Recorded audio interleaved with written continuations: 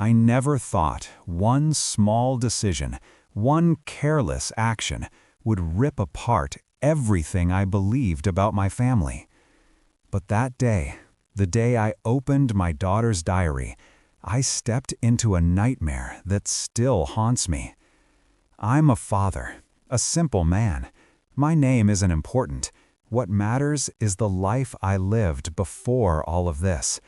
I'm in my early 40s, a steady office worker in a mid-sized American city. I wasn't rich, but I provided. My wife, at the time, was the love of my life, or so I believed. And my daughter, my only child, she was the center of my world.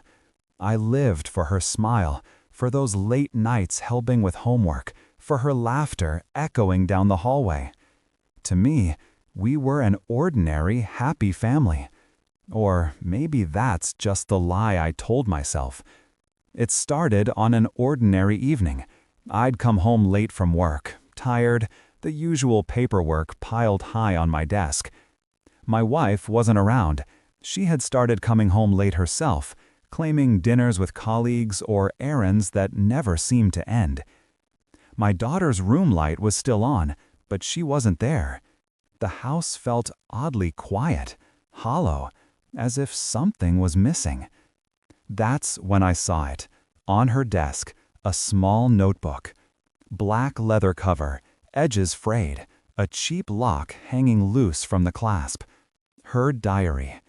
I knew I shouldn't touch it. Every parent knows that line between privacy and protection.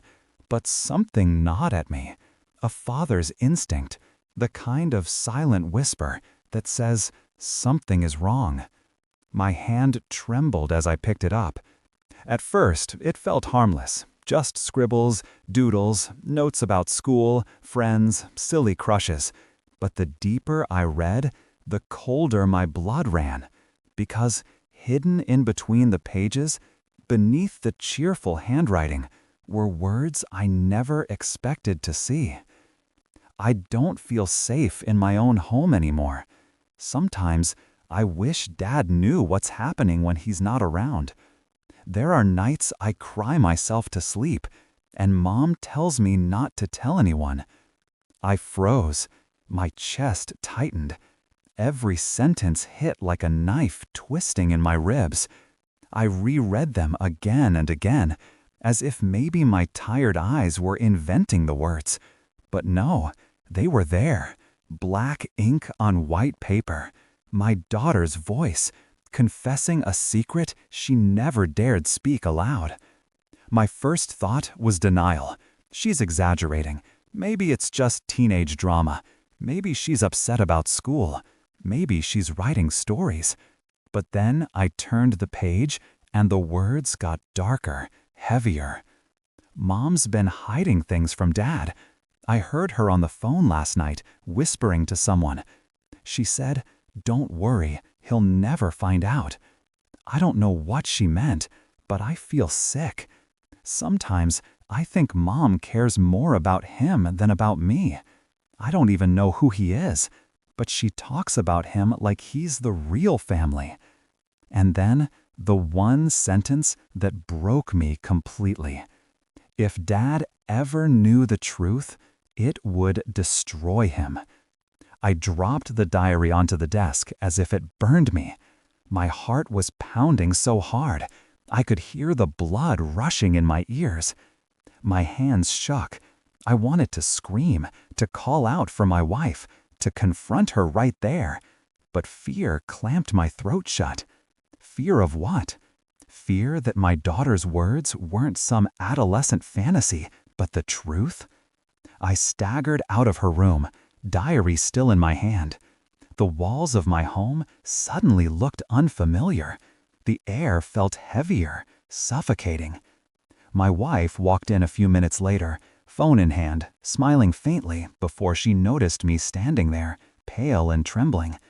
She asked if I was okay, and for the first time in my life, I lied straight to her face. Yes, I'm fine. But I wasn't. I had already crossed a line. I had read my daughter's soul laid bare on those pages, and there was no turning back. The diary whispered of shadows I hadn't seen, secrets festering under my roof, a betrayal growing silently inside the walls of what I thought was home. That night, I couldn't sleep. I lay awake staring at the ceiling, replaying every word, every hint. My wife beside me, breathing steady, as if she carried no guilt. My daughter, down the hall, silent, her pain hidden between the lines of a notebook I never should have touched. But now I knew. And once you know, you can't unknow.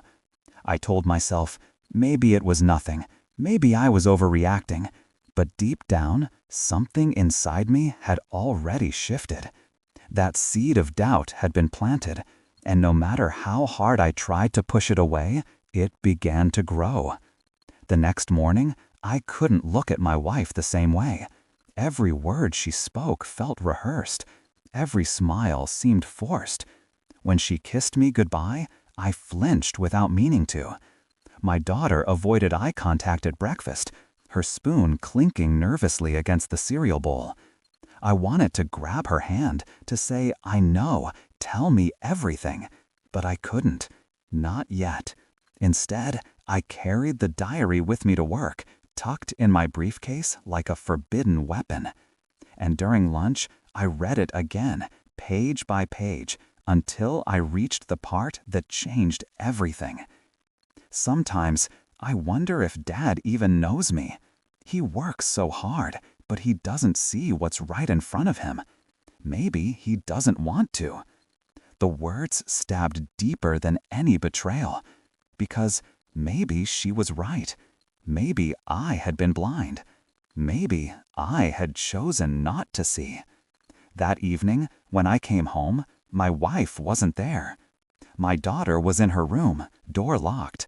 I sat alone at the kitchen table, diary open in front of me, heart pounding in my chest. And then my phone buzzed. A message. Unknown number. It said only this: "Stop digging. Some truths will destroy you." I stared at the screen, frozen. My blood turned to ice. Who sent it? How did they know? And what were they warning me about?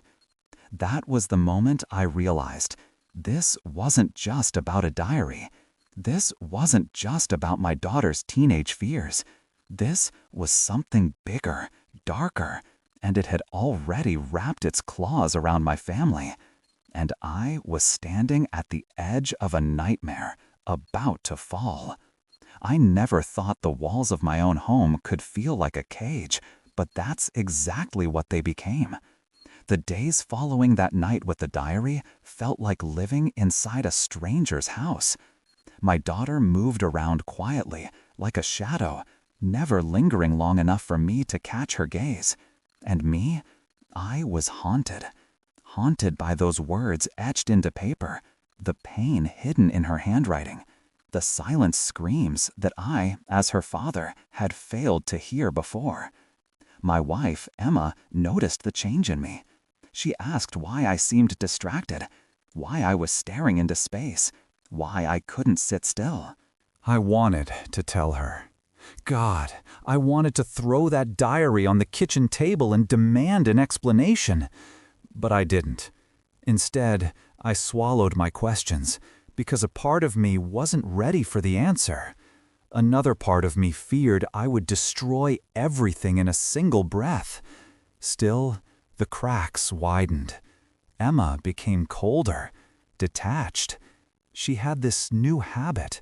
Her phone always face down. She used to leave it lying around anywhere, unlocked, careless.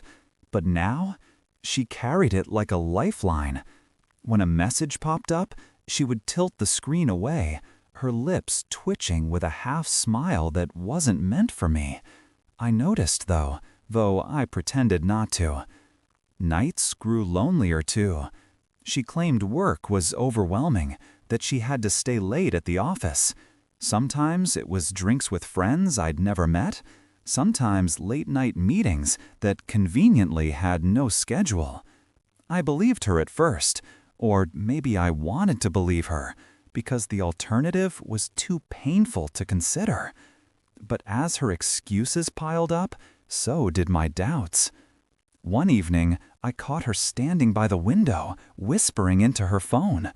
When she turned and saw me, she flinched, as though she'd been caught doing something forbidden. Her voice trembled when she muttered, "Just work, nothing important."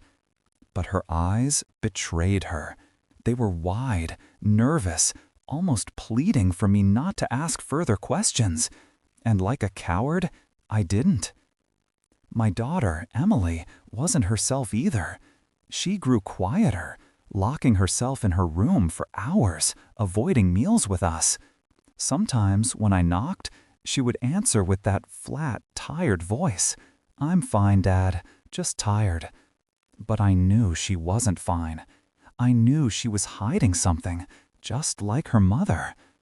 The air in the house grew heavier with every passing day. It was like we were living 3 separate lives under the same roof, colliding only when we had no choice. I tried to pretend things were normal, but late at night, when everyone was asleep, I found myself walking through the halls like a ghost, staring at closed doors, wondering what secrets lived behind them. The little slips from Emma became harder to ignore. Once, while setting the table, she absent-mindedly muttered a name I didn't recognize. When I asked, she froze, then laughed nervously, brushing it off as a client from work. Another time, I walked into the kitchen and found her smiling at her phone. When I asked what was so funny, she snapped at me, sharp, defensive, uncharacteristically cruel. Something was wrong. Very, very wrong. I wanted to believe it was stress, overwork, the natural distance that creeps into a marriage after years. But deep down, I knew. My instincts screamed it at me every time she pulled away, every time Emily's eyes clouded with sadness, every time silence replaced the laughter that used to fill this house. And then came the night I found the first piece of evidence. It was small, almost insignificant, but it cut me open like a blade. Emma had left her purse on the counter. She was upstairs, showering. My hand shook as I opened it, not even sure what I was looking for. And then I saw it. A folded receipt from a restaurant across town. 2 meals, 2 glasses of wine, a date for the very night she had claimed to be working late. I stood there, staring at it, my blood roaring in my ears.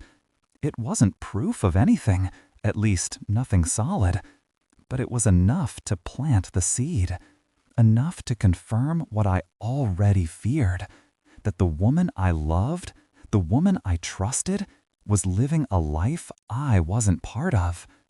That night, I couldn't sleep.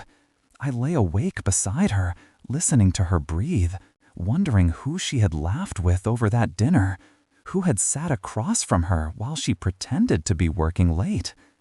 Every inhale and exhale from her lungs felt like a betrayal, a reminder that I no longer knew the truth inside my own home. The diary had opened the door. The receipt pushed me through it. And now there was no turning back. The next morning, I couldn't look at her the same way.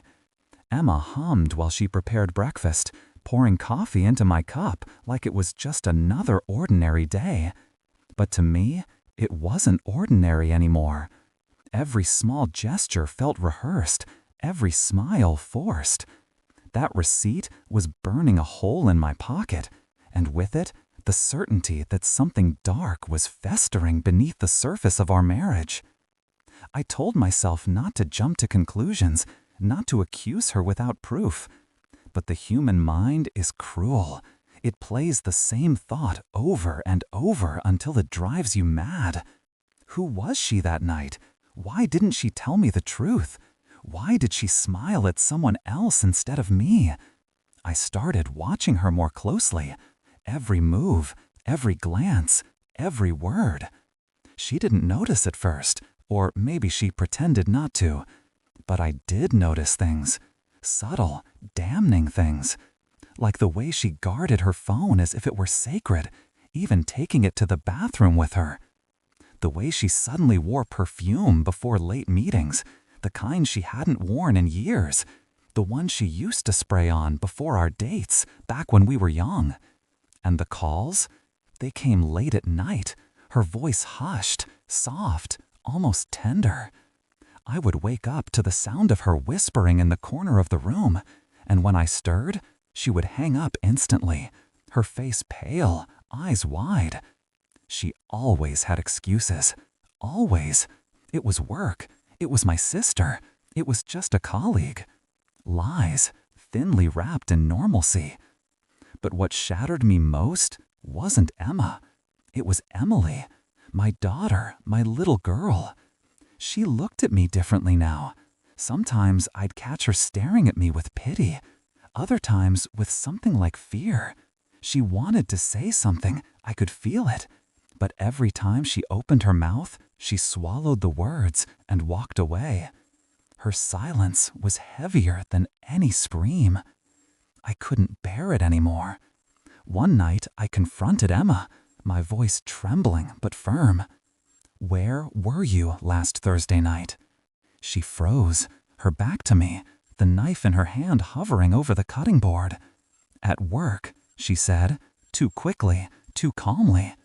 I pulled the receipt from my pocket and placed it on the counter. "Then explain this." Her eyes flicked down just for a second, just long enough for me to see the truth. But then she laughed, an ugly, defensive laugh. "You're spying on me now? Going through my things? God, how pathetic can you be?" Her words stung more than I could admit. Instead of answering my question, she turned it into an attack, making me feel like the villain. I wanted to scream, to shake her, to force the truth out of her. But I didn't. I stood there, shaking, while she stormed out of the kitchen, slamming the door behind her. That night, I didn't sleep. My mind replayed every detail, every slip of her tongue, every whisper in the dark. The puzzle pieces were falling into place, and the picture they created was unbearable. The following weekend, I found another receipt, this time from a hotel. My chest tightened so hard I thought I might collapse. There it was, printed in black and white. The date, the time, the room number. And the worst part? It was the same night Emma told me she was working late again. I sat on the edge of our bed, staring at that paper until my vision blurred. Betrayal has a smell, you know. It's metallic, sharp, like blood in your mouth. I could taste it on my tongue. I didn't confront her this time, not yet. Instead, I kept it. I needed more. I needed undeniable proof, because part of me still clung to the desperate hope that I was wrong, that I was twisting innocent things into monsters. But the truth was already screaming in my face. One evening, while Emma showered, I picked up her phone. My hands shook so violently I could barely type in the code. And then I saw it. The messages. Dozens of them. Words dripping with affection, longing, intimacy. The kind she hadn't spoken to me in years. "I miss you. Last night was unforgettable. Can't wait to see you again." I couldn't breathe. My chest tightened, my throat burned, my vision swam. She was in the shower, just feet away, humming, while I stood in our bedroom reading the death sentence of our marriage. I dropped the phone like it burned me and stumbled back, gripping the dresser to keep from collapsing. That was the moment I knew without a shadow of a doubt that my life was no longer my own. That my family, the one I thought I had, was nothing but a stage set, a lie held together by silence and deceit. When she walked out of the bathroom, wrapped in a towel, smiling faintly like nothing had changed, I felt something break inside me. Something deep and irreparable. And yet, I said nothing. Not that night, not yet. Because now, I wasn't just suspicious. I wasn't just hurt. I was angry, furious, and I knew I had to be smart. If I was going to bring this house of lies crashing down, I needed to catch her in a way she couldn't deny. No excuses, no laughter, no twisting of blame. I needed to catch her red-handed. And in that moment, I made a decision. I was going to follow her. I remember the night I first saw the cracks in reality widening around me. The house was silent, but my mind wasn't. Sleep refused to come. I lay in bed, staring at the ceiling. Every little creak in the wood sounding like a confession waiting to be spoken. Emma slept beside me, or at least she pretended to. Her breathing was too controlled, too even, like she was acting out the sound of innocence. I couldn't close my eyes, because the second I did, images from her diary bled into my thoughts. Words carved into my memory like wounds. He knows nothing, but I can't stop. I would turn toward her in the dark, watching the faint outline of her face illuminated by the glow from her phone screen she thought she had hidden under the blanket. Sometimes she would tilt the device just enough that I'd catch her lips moving in a whisper. Who was she talking to at that hour? Why did it feel like her body was in our bed, but her soul belonged elsewhere? The next day, I tried to live as if everything were normal. Breakfast with Emma, small talk about work, the weather, the neighbors. But every word she said had a second meaning now. Every smile a hidden edge. When she asked me, "Will you be home late tonight?" my brain twisted it into, "Will you be gone long enough for me to slip away?" It was torture, living with someone whose every gesture became evidence against them. She laughed too quickly at texts. She carried her phone to the bathroom like it was a newborn child. She lingered too long by the window, as if waiting for someone. And then there was the worst of it, the way she looked at our daughter. Sometimes tender, sometimes guilty. Did she see the same bloodline I did, or was her gaze filled with shame I couldn't yet name? The nights grew heavier. I started pacing the hallway after Emma fell asleep, unable to stay in bed beside her. I would pause at my daughter's door, listening to the sound of her breathing, reminding myself why I couldn't let this go. Then I would find myself back in the kitchen, staring at the untouched bottle of whiskey, fingers trembling on the cap, whispering to myself like a lunatic, "Don't drink, don't break, don't let her see you collapse." I wanted to confront her right there, scream out every suspicion that burned inside me. But every time I opened my mouth, fear stopped me. What if she denied it so well I started doubting myself? What if she turned our daughter against me? What if the truth was worse than I could imagine, and once spoken, it could never be undone? So I played the coward's game, watching, waiting, sinking deeper into madness. I started noticing things I wasn't even sure were real. Shadows at the end of the street when I drove home late. A car I swore followed me twice, vanishing when I sped up. Whispers behind closed doors when I came home early from work. Was Emma meeting someone inside our house? Was my paranoia breeding ghosts, or were they flesh and blood standing just out of sight? My body began to betray me. Food turned to ash in my mouth. My hands trembled so violently at work that a colleague asked if I was ill. I brushed it off with a smile, but inside, I was rotting. Nights stretched into endless vigils, watching Emma's every move, waiting for a mistake big enough to crush her with. One evening, I returned home early. The house was quiet, eerily so. I found Emma in the living room, her face pale as she hastily shoved her phone into her pocket. When I asked who she'd been talking to, her answer was quick, too quick. Just a friend from work. But her voice cracked on the word friend.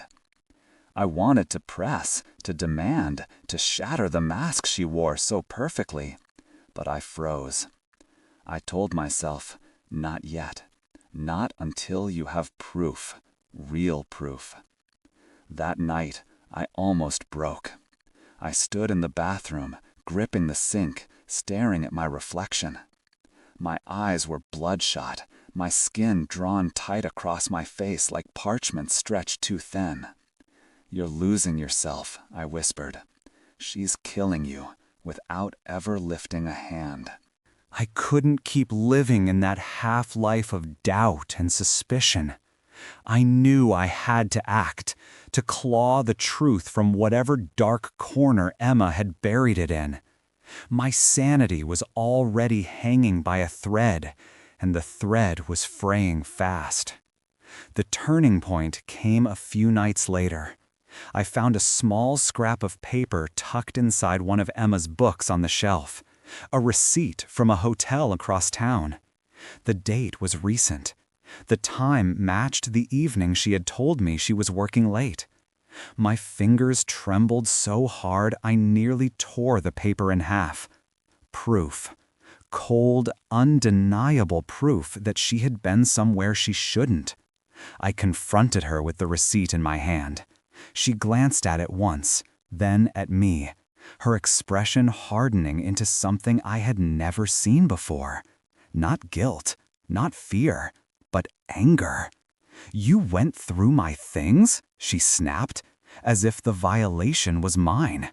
My heart pounded against my ribs so violently I thought it might shatter. I wanted to scream, to demand the truth, but she stormed out of the room, slamming the door behind her, leaving me clutching the receipt like a lifeline. And in that silence, I knew one thing for certain. The walls were closing in. The mask was slipping. The truth I had feared was clawing its way into the light. And soon, there would be no more shadows left for her to hide in. I didn't know exactly when or how, but I swore that the next time Emma lied to my face, I would be ready. I would drag every buried secret out into the open, even if it destroyed us both. The receipt burned a hole in my pocket for days. I carried it with me like a weapon, waiting for the right moment to strike. My mind replayed every lie, every excuse, every night she had claimed she was busy. The more I thought about it, the more it became clear. Emma wasn't just drifting away from me. She was living an entirely different life in the shadows. I could feel it coming, that storm we had both been dancing around. The silence in the house was no longer peace. It was pressure, thick and suffocating, pressing down on my chest until I could barely breathe. And when the moment finally came, it was uglier than anything I had imagined. It was a Thursday evening. Our daughter was at a friend's house. Emma was in the kitchen, humming softly, her back to me as she cut vegetables for dinner. I watched her for a long moment, the knife flashing under the light, her movements precise, almost mechanical. Something inside me snapped. I slammed the receipt down on the counter so hard the glass cutting board rattled. "Explain this," I demanded, my voice shaking, raw. She froze. Her hand hovered above the knife for a fraction of a second too long, and when she finally turned, her face was pale, but her eyes burned with fury. Not guilt, not shame, fury. "It's none of your business," she snapped. My body went cold. None of my business? She was my wife, my partner, the mother of my child, the woman who had vowed to share her life with me. And yet here she stood, dismissing my question as though I were a stranger. I felt the rage rise, choking me. "None of my business?" I shouted, my voice cracking. "You lied to me. You lied to our daughter. You lied to this family." That's when it happened. Emma's mask shattered.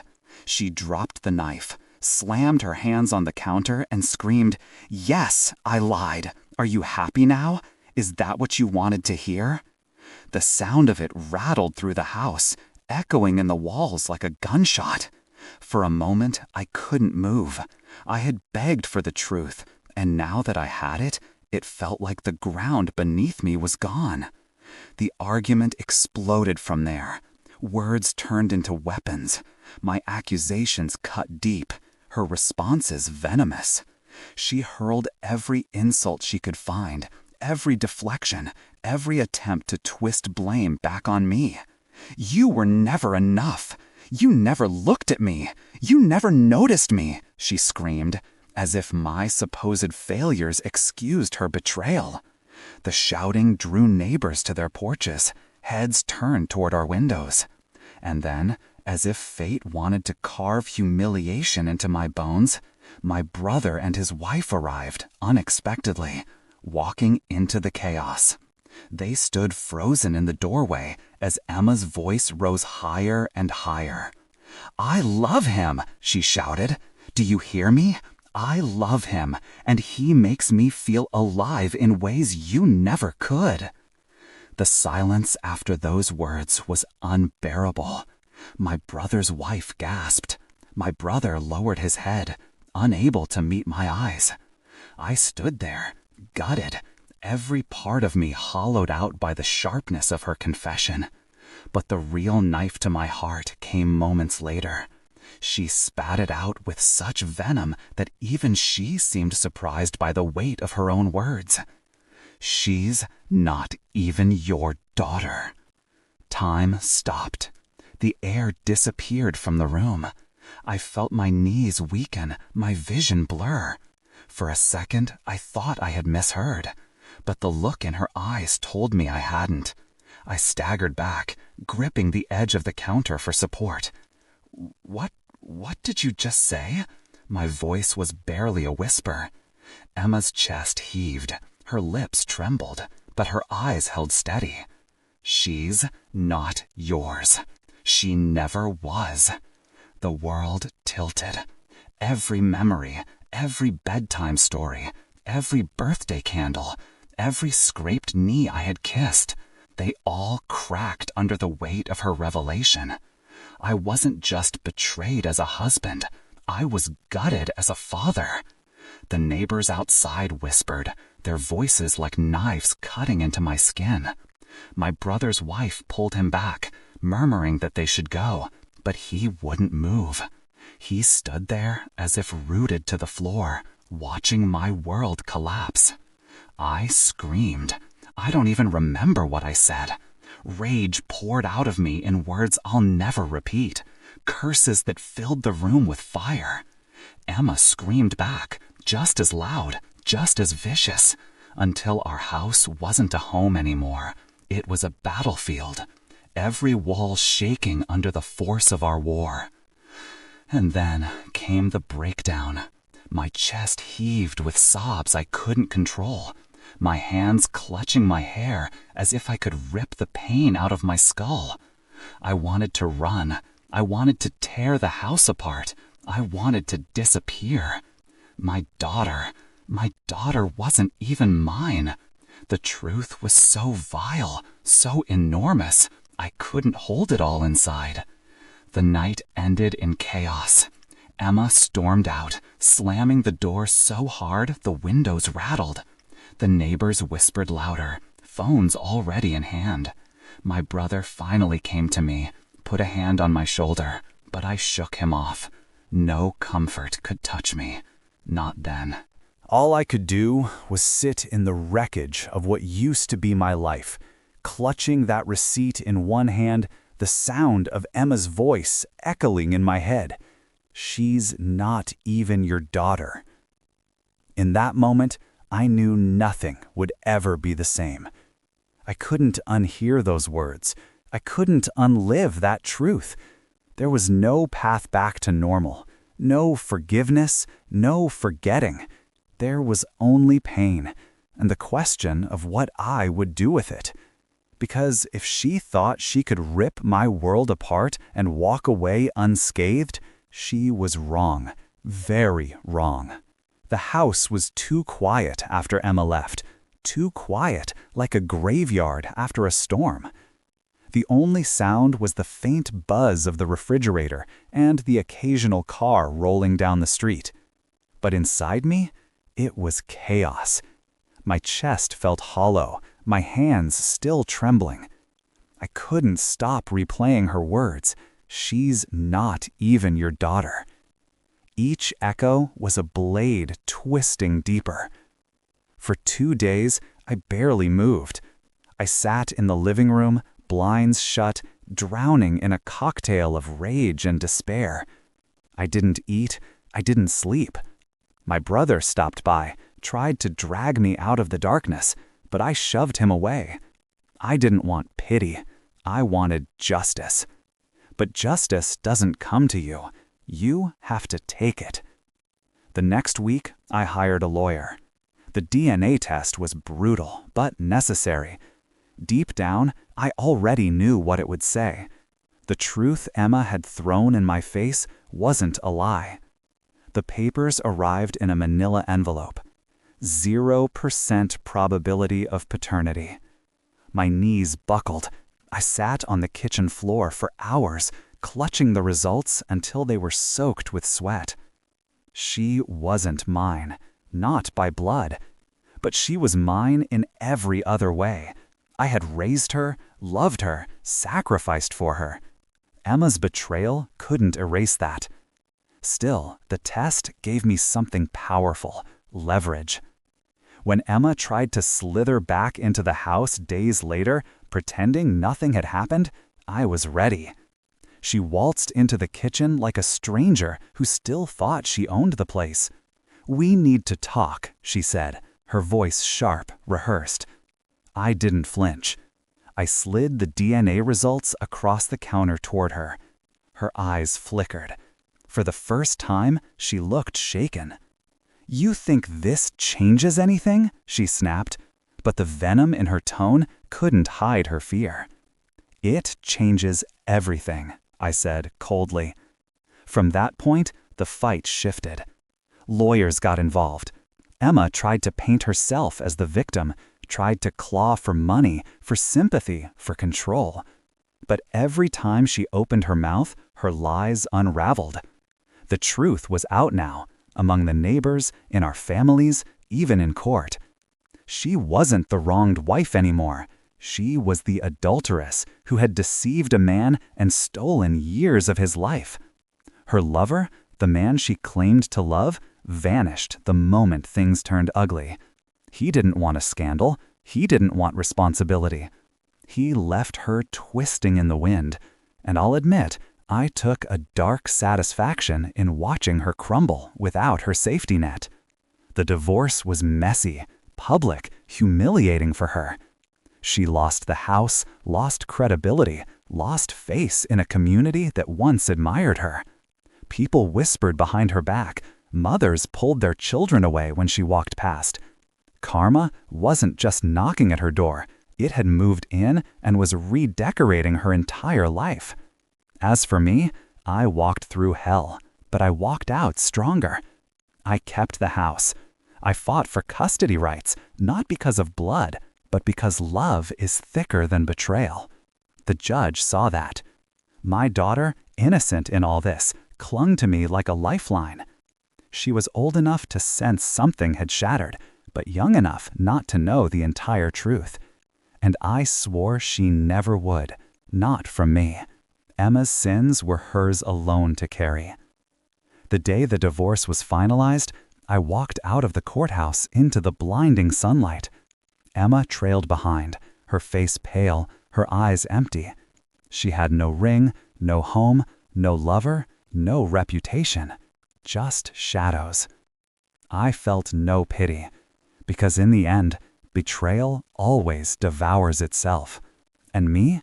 I was broken, yes, scarred, but I was also free. Free to rebuild, free to breathe, free to live without the poison of her lies. As I held my daughter's hand that night, tucking her into bed, I realized something. Family isn't defined by DNA. It's defined by the love you give, the sacrifices you make, and the battles you fight for those who depend on you. Emma had tried to strip me of everything, but what she couldn't destroy was the bond between me and the little girl who still looked at me as her hero. And that, in the end, was my victory. Emma's downfall was spectacular, but my survival, that was the real story. It has been 2 years since that night, the night the truth tore through my world like a bomb. Sometimes, when I sit alone in the quiet of the living room, I can still hear her voice, sharp and venomous. She's not even your daughter. The words don't cut the same way they used to, but they echo. They remind me of the man I once was, naive, blind, too trusting. Life now feels quieter, different. The chaos has faded, leaving behind something like peace. Though peace doesn't mean forgetting. It means learning to live with the scars. Emma is gone, truly gone. After the divorce, she tried to linger on the edges of our lives, sending messages, making calls, trying to see our daughter. But her attempts always came laced with guilt and self-pity. It was never about love. It was about easing her conscience. Our daughter wanted no part of it. She stopped answering Emma's calls. She once told me, in a small, steady voice, "I don't need her, Dad. I have you." And that was enough. Word around town says Emma lives in a small apartment now, working shifts that barely cover her rent. Her so-called lover abandoned her long ago, and she has no circle to fall back on. Some people whisper about her with pity, but I don't. Pity belongs to those who made mistakes out of weakness, not those who chose betrayal out of cruelty. I don't hate her anymore, though. Hate is heavy, and I carried it long enough. These days, when I think of her, I feel nothing. Emptiness where love once lived. She doesn't deserve my rage. She deserves my silence. As for me, I've rebuilt in ways I never imagined. My daughter and I, we've grown closer than ever. We cook dinner together, we laugh at silly shows, we talk before bed. She trusts me, and I guard that trust with everything I have. Some nights, when she falls asleep with her hand still holding mine, I realize that all the pain, all the destruction, it was worth enduring for this bond that survived. Emma's downfall was spectacular, but my survival, that was the real story. It has been 2 years since that night, the night the truth tore through my world like a bomb. Sometimes, when I sit alone in the quiet of the living room, I can still hear her voice, sharp and venomous. She's not even your daughter. The words don't cut the same way they used to, but they echo. They remind me of the man I once was, naive, blind, too trusting. Life now feels quieter, different. The chaos has faded, leaving behind something like peace. Though peace doesn't mean forgetting. It means learning to live with the scars. Emma is gone, truly gone. After the divorce, she tried to linger on the edges of our lives, sending messages, making calls, trying to see our daughter. But her attempts always came laced with guilt and self-pity. It was never about love. It was about easing her conscience. Our daughter wanted no part of it. She once told me in a small, steady voice, "I don't need her, Dad. I have you." And that was enough. Word around town says Emma lives in a small apartment now, working shifts that barely cover her rent. Her so-called lover abandoned her long ago, and she has no circle to fall back on. Some people whisper about her with pity, but I don't. Pity belongs to those who made mistakes out of weakness, not those who chose betrayal out of cruelty. I don't hate her anymore, though. Hate is heavy, and I carried it long enough. These days, when I think of her, I feel nothing. Emptiness where love once lived. She doesn't deserve my rage. She deserves my silence. As for me, I've rebuilt in ways I never imagined. My daughter and I, we've grown closer than ever. We cook dinner together, we laugh at silly shows, we talk before bed. She trusts me, and I guard that trust with everything I have. Some nights, when she falls asleep with her hand still holding mine, I realize that all the pain, all the destruction, it was worth enduring. There were dark moments, of course. Times I wondered if I had failed as a father.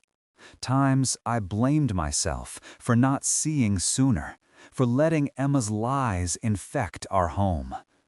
But I learned something powerful. Betrayal says more about the betrayer than the betrayed. Emma's choices don't define me. They reveal who she is. And the greatest lesson? Families are built not by blood, but by loyalty, love, and sacrifice. My daughter may not share my DNA, but she shares my life, my heart, my soul. That is what makes her mine. No paper, no test, no whispered secret can ever erase that truth. If you've made it this far into my story, I want you to take something with you. Don't ignore the signs. Don't let blind trust silence your instincts. But more than that, don't wait until it's too late to truly listen to the people you love. If I had been more present, more attentive, maybe my daughter wouldn't have had to carry the weight of secrets in a diary, scribbled in pain, instead of spoken aloud. Parents, hear me. Your children's hearts are fragile, but they are also honest. They will tell you the truth, sometimes not in words, but in silence, in behavior, in the spaces where laughter used to be. Don't dismiss it. Don't assume they're fine. Ask, listen, sit in the dark with them until they open up. Because if you don't, they'll carry their pain alone. And sometimes that silence is deadlier than any shouted confession. When I found that diary, I thought it was a curse. But now I see it was a lifeline. Without it, I might still be blind, still be living a lie.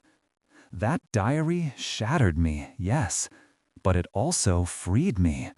Sometimes the truth doesn't come gently. Sometimes it rips you apart before it can rebuild you. Today, I stand here as a man who was betrayed, humiliated, broken, but also reborn. Stronger, sharper, a father who understands that love is not about perfection, but endurance. If there's one final thing I want to leave you with, it's this. Betrayal will try to define you. Don't let it. What defines you is how you rise from it. I rose, and so can you.